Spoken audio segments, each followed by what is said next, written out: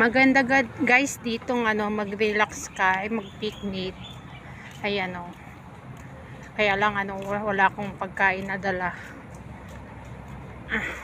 Ayan guys. Ayan, MRT station. Ayan.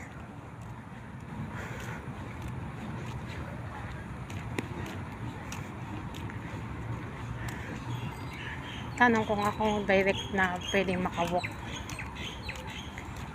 Excuse me. Excuse me, this one kay direct to walk to the Chinese garden? Yes, the MRT. Yeah. Oh, abig pa. I think it's that. Oh.